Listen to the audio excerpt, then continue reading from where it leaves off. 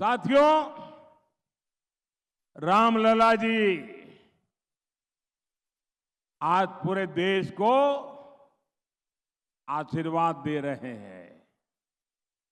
हमें तो दो दो फायदा है।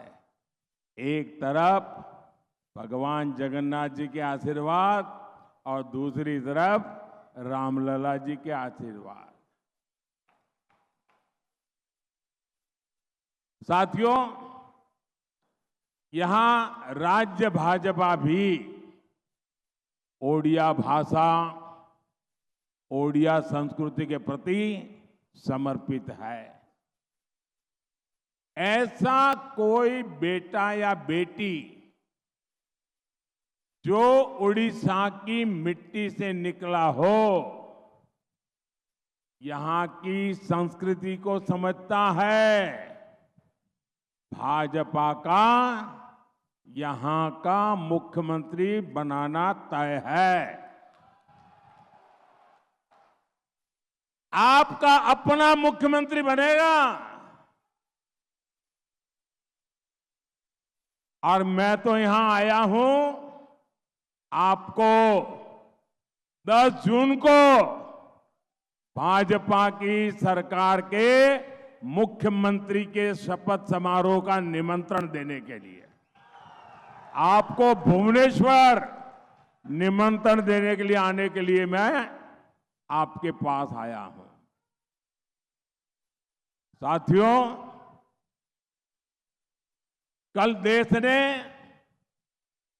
अक्षय तृतीया का पर्व मनाया है।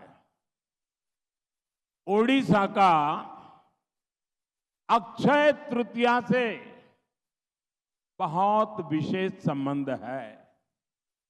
अक्षय तृतीया के दिन से ही पूरी जगन्नाथ रथ यात्रा के लिए रथों का निर्माण प्रारंभ हो जाता है। मैं आप सभी को इसकी बहुत बहुत शुभकामनाएं देता हूं। और इसी से जुड़ा एक बहुत संवेदनशील विषय आप सभी के सामने उठा रहा हूं। साथियों, 7 दशक पहले श्री जगन्नाथ मंदिर के प्रबंधन के लिए नियम बनाए गए थे। 70 साल पहले इन्हीं में से एक नियम था कि मंदिर के सोना, चांदी, कीमती पत्थर, सारी चल अचल संपत्ति का रिकॉर्ड मेंटेन किया जाएगा।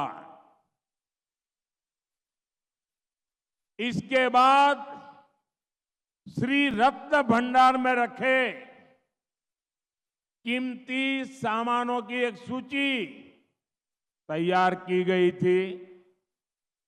इस रत्न भंडार का आखिरी बार मूल्यांकन करीब 45 साल पहले किया गया था। उस समय आभूषण और रत्न इतने ज्यादा थे कि मूल्यांकन करने वालों ने इस खजाने को अमूल्य बताकर अपने हाथ खड़े कर दिए थे। आप कल्पना कर सकते हैं, भगवान जगन्नाथ, इनके बिना तो हमारा जीवन ही नहीं है।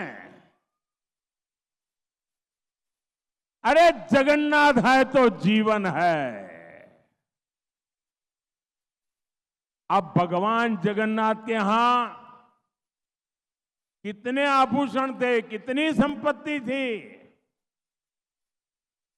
आधिकारिक रूप से श्री रत्न भंडार पिछले करीब 40 साल से खुला नहीं है। लेकिन अब तो मैं देश को बताने जा रहा हूं, वो जानकर पूरे देश के लोग भी हैरान हो जाएंगे।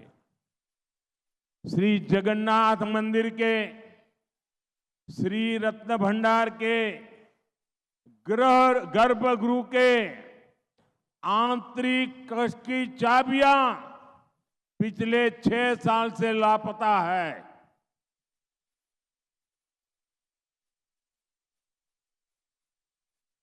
इतना बड़ा अमूल्य खजाना जो भगवान जगन्नाथ के ताबे में है, आप उसको भी संभाल नहीं पाए, चाबी खो गई।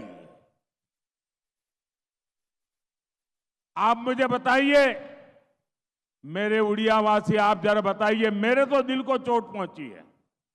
मैं आपको पूछता हूं, और आज पूरे देश को चोट पहुंच रही है जब सुनेंगे तो, क्या आपको ये जानने का अधिकार है कि नहीं है कि चाबियां कहां गई? ये जानने का अधिकार है कि नहीं है? हर देशवासी को पता चलना चाहिए कि नहीं चलना चाहिए? हर उड़िया को पता चलना कि नहीं चाहिए? भगवान जगन्नाथ के हर भक्त को पता होना चाहिए कि नहीं होना चाहिए? चाबी चली गई, किसके पास गई? क्या वो खोलता है, बंद करता है, क्या करता है? और फिर राज्य सरकार में जब तूफान खड़ा हो गया तो क्या कहते हैं? राज्य सरकार कहती है कि रत्न भंडार की डुप्लीकेट चाबियां मिली है। अब सवाल उठता है, ये डुप्लीकेट चाबियां क्यों बनाई गई? क्या डुप्लीकेट चाबियों से ये रत्न भंडार रातों में कोई खोलता था क्या? क्या डुप्लीकेट चाबियों से ये उत्तम भगवान के आभूषण चोरी होते थे क्या? कहीं और लापता होते थे क्या? क्या होता था? डुप्लीकेट चाबी वाला मामला, चाबी खो जाना गंभीर है, डुप्लीकेट चाबी उससे भी गंभीर है।